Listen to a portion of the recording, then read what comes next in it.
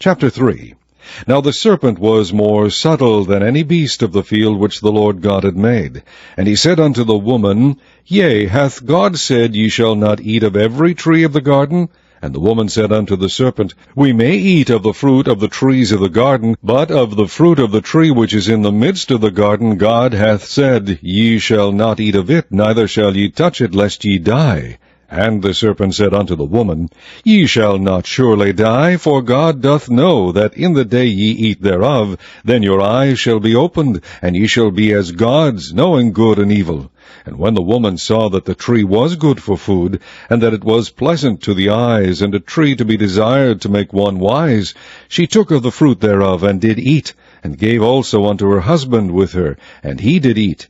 And the eyes of them both were opened, and they knew that they were naked, and they sewed fig leaves together, and made themselves aprons.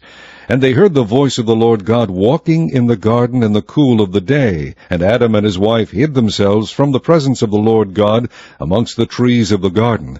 And the Lord God called unto Adam, and said unto him, Where art thou? And he said, I heard thy voice in the garden, and I was afraid, because I was naked, and I hid myself. And he said, Who told thee that thou wast naked? Hast thou eaten of the tree whereof I commanded thee that thou shouldest not eat?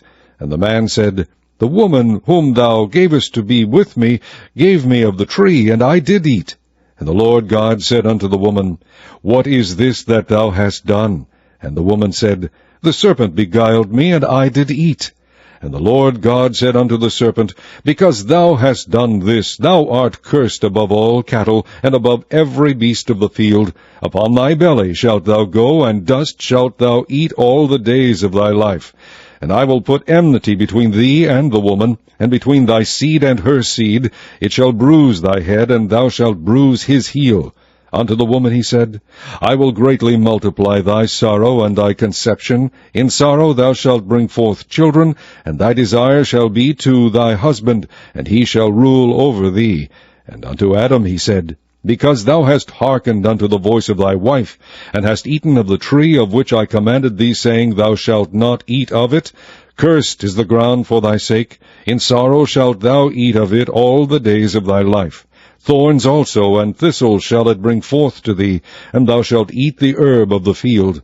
In the sweat of thy face shalt thou eat bread, till thou return unto the ground, for out of it wast thou taken, for dust thou art, and unto dust shalt thou return.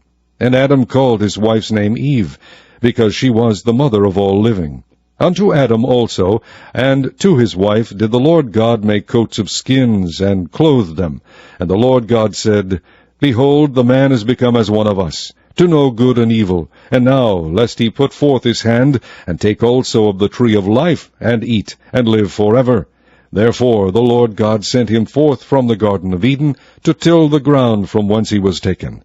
So he drove out the man, and he placed at the east of the Garden of Eden cherubims, and a flaming sword which turned every way, to keep the way of the tree of life.